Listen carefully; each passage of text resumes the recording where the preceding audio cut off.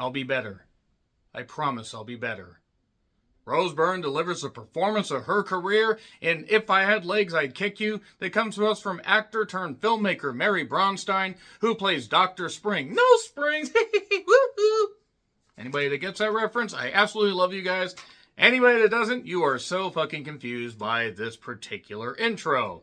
So, this features Rose Byrne as Linda, who's a mother dealing with a lot. I mean a metric fuck ton of shit that all surrounds the stress of motherhood, the anxiety, the feelings of isolation, the feeling that you just can't get away, you want to fly away, you love your child, but sometimes just certain things just get to you and certain things are piling on and piling on. It just feels like a hole is left in you, a hole that just won't close up. So if you have not seen a trailer for If I Had Legs, I'd Kick You, that's basically the spoiler-free premise right there. If you've seen the trailer, basically A24 has another film that's going to get a lot of consideration from film festival. Well, actually, has already gotten a lot of praise and everything from film festival audiences. And awards, I think the awards are going to basically just be thrown at Rose Byrne. At least nominations, because I've loved Rose Byrne for a number of years. Not just because she's an uber-talented actress, but also she happens to be an absolute stunner. I mean, just a stunning woman. Ethereally beautiful, just enchanting, but she's just so fucking good. Whether it's even in horror projects I didn't necessarily like 28 Weeks Later in the Insidious movies, at least some of them. She's just so good in other projects. She's just so goddamn good. When I saw she was in this and I saw the trailer and I, saw enough feedback from people that I trust, I decided, okay, I'm going to drive down 40 miles to the nearest theater that's playing it because the other one is an hour north. And yeah, right now the weather north isn't all that great. It's a lot of wind up there. But that being said, Rose Byrne basically got me to drive that far. Actually, fun fact, I was supposed to have reviewed this yesterday. I'm recording this late Saturday night. But because of a flummox with the showtime, I arrived there, and so did others, as the movie was about 10 minutes in. And many people were frustrated. And I told the ticket taker, don't worry, I'll come back the next day. And I did. I managed to beat traffic, shockingly, despite the fact that Western Washington has terrible traffic. And I managed to get there just in time to see the trailers and then witness Rose Byrne again delivering the fucking performance of her career. So, I do also want to shout the child, Chloe Delaney Quinn. She does a really good job as just being a young child that's dealing with something and it's compounding the stress and anxiety that Linda is dealing with. And it's just so good. From the word fucking go, this movie doesn't fucking slow down. Even though there are parts that people might call dull, I don't know necessarily how you call this movie dull.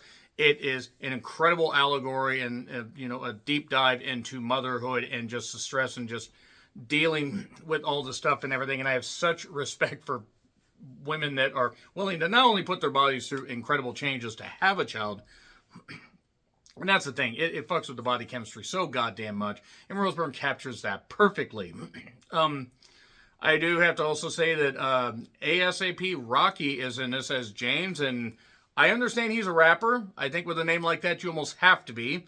He's not bad in this. And we do also have some other people. I do want to shout Ella Beatty, who, yes, is the daughter of Warren Beatty and Annette Bening, and she got her mother's looks. Boy, howdy. And there are a few other people in this, in the cast. Conan O'Brien is in this as a therapist. Christian Slater is in this as Linda's husband, Charles. And a lot of this really is just centered on Miss Rose Byrne and her reactions and just getting phone calls and getting stuff and feeling like nothing she's doing is enough. And I love the way the camera work was done.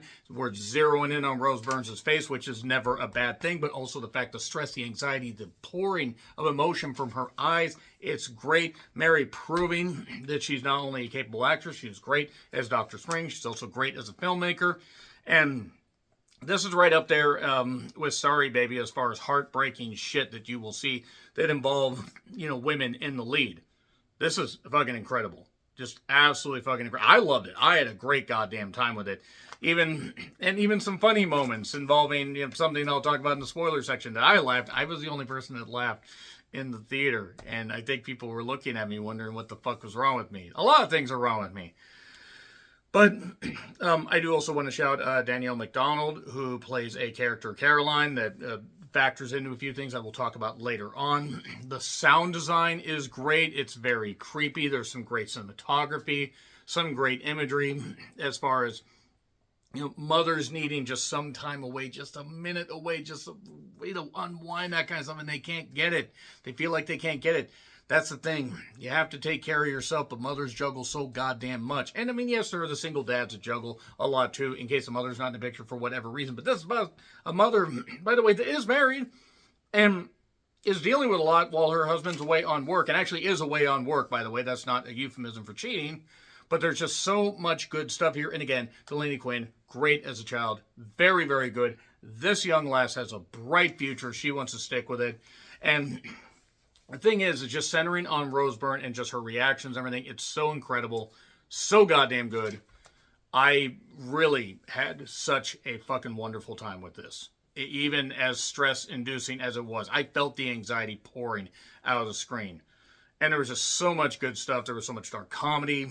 There was even a little bit of horror. But just great all-around shit. So Mary, hats off to her. I don't have a hat, but there we go.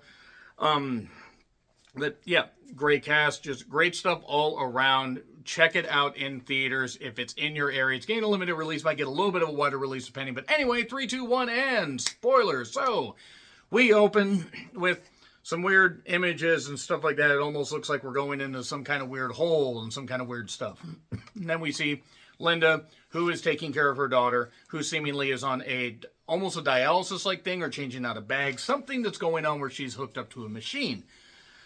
And, we see that stuff. We also, get something where she has her daughter, in the car. They get back to the apartment, and suddenly there's like some weird water going on, like, what water on the goddamn floor, and the kid's really freaking out, mommy, like, it feels weird on my socks, and this kind of stuff. And meanwhile, Linda's trying to figure out what's going on. She suddenly goes into the room, their bedroom, and boom, just like something, water cascades down, not understanding what the fuck's going on. It's like just a waterfall of just trauma and everything, stress coming down on you. At least that's the allegory I came up with. And now she basically has to get a hotel while the apartment gets repaired. But the repairman's not really doing his job necessarily. Charles, meanwhile, Christian Slater, literally phoning in his role for pretty much 90% of this movie, is talking to her, like, well, you can't leave the kid alone, you can't do that. And it turns out he's a pilot, and he's doing this stuff, and he's flying around and everything. And so, Linda's juggling the fact that her kid, by the way, is a feeding tube, has issues eating and stuff like that, and, condition, whatever it is. And that's going to be something that's going to play in a little bit later on. Dr. Spring, by the way, again, good performance here by Mary, talks about she needs to get her weight up to a certain point, and then she can get the tube taken out. Now, it's either that the kid just doesn't want to eat, or certain foods aren't processing, but it seems like the kid almost might be throwing a bit of a tantrum, and that's why the feeding tube's there, so certain things can be done. And what I love about this is just, again, Rose Byrne focusing on her, and also she sees a therapist, played by Conan O'Brien. Terrific performance here by him. He will not get Oscar consideration, but he should at least, get award shouts, because Conan O'Brien, great late night host, really deserved a better exit than he got. But he's so good, so talented, and great at drama here. He's great as his therapist. He's only listed as a therapist, by the way. And Linda also is a therapist. So she's a therapist, seeing a therapist. It's therapistception. And one patient, there's another patient, Stefan, that is a bit creepy, shall we say. But there's also one, Caroline, that is super goddamn creepy, played by, terrifically, by the way, by Danielle McDonald. And she has a kid, a young boy, named Riley, that she is just desperate to protect and everything. She reads up stories about how this, I can't leave him with a nanny that ended up killing, the kid she was taking care of. All this stuff to stress, anxiety. Meanwhile, Linda's dealing with all this stuff. Charles is yelling at her, and she has to get a hotel. James is there, ASAP Rocky. She can't buy wine after a certain point. Just putting it on her tab. Endless amounts of funds, seemingly, in this movie, by the way. But yeah, her life just continues to rapidly erode. And Caroline is just so stressed and just at her wit's end raising a kid while her husband's at work while she's a stay-at-home mom that it starts to really wear at her. And you can see this going on. And she kind of develops a bit of a friendship with James, shall we say. James basically just wants her to buy some gift cards to purchase drugs. Which I don't know why in the world. I mean, I don't know how much of this actually, like, how much of this is in her head and how much of this isn't in her head. But while all this is going on, she's also trying to figure out why the hole is not being fixed. Dr. Spring also explains if her weight doesn't get up, they can't take the tube out. And explains about, the tube, can just be taken out. The hole close up. It's like a cut on your tongue. It wants to close up. Like certain things want to close up and everything, but you won't let it. You won't confront it. You won't take care of yourself. You won't do this. She suggested Caroline get in a deep hot bath, relax. It's another day. Take your kid out walking, that kind of stuff. Get out, have some fun and everything, and get some fresh air. But she won't confront her own stuff when she talks to her own therapist. And she won't confront her own stuff because there are certain things that she wants to reveal, but then also certain things she's not willing to confront, essentially. And her therapist is kind of standoffish, but also, at the same time, it's a give and take. Linda does need people to listen to her, but also there are certain things that just finally have fractured her. I mean, she is fractured mentally like crazy.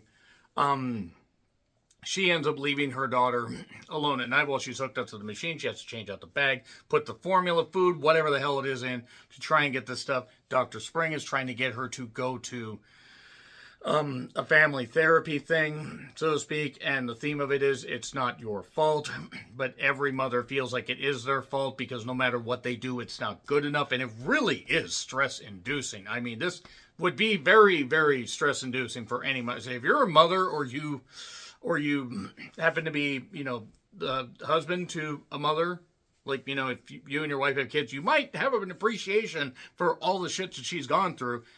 And she's also having lucid dreams where she's running around, that kind of stuff, drinking wine, doing this, just doing everything that she wants to do. And some of it is in her head. Some of it is her taking care of, not taking care of her kid. She feels neglectful. She ends up confessing something to her therapist later on. But before that, Caroline is back in therapy. This is after she called her late at night and says, this is a private number, or this is, supposed to be just for emergencies. Don't worry. It's okay. I'll see you tomorrow. She ends up seeing Caroline, and Caroline ends up, with about 15 minutes left, saying, I need to go use the bathroom. She does. She ends up leaving Riley there, so she's freaking out. She ends up calling Caroline's husband an emergency contact and just freaking out at him. And finally says, if you don't get here, and get your damn kid, I'm going to call the police. And finally stands up for herself. And meanwhile, the hole in that deal is not being fixed. James goes with her to discover this stuff and discover what's going on. And says, well, wait, there's no pipe up here, so I don't know what the hell happened. Some hole just got busted. And maybe, I know somebody that knows somebody that can fix this. It's going to cost you, but it's not as bad. It can be fixed. And that's the thing Dr. Spring said about, the hole and everything. All that stuff. But then James ends up falling through the hole and breaking his leg, or breaking his lower leg at least. Foam was sticking out. Pretty brutal. And yeah, it turns out that Linda just left him there. He ended up being fine in a cast. But also he ended up buying the drugs on the internet and said at one point about the kilo of coke. Just keep it.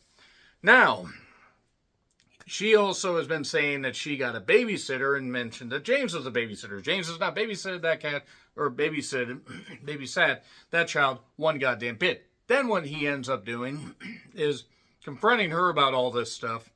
Like, hey, thanks for checking up on me or just leaving me there in your apartment. How did he get out of that apartment? It's fine. Let's not worry about that. But she ends up finally going to her apartment one night and sees a bunch of cleaning crew people, this kind of stuff, whatever. Because Charles has been blowing up and on her ass and everything. And let me protect you, Rose Byrne. Don't you dare knock that beauty. And that just very, very good woman. I assume she's a good woman. I don't know.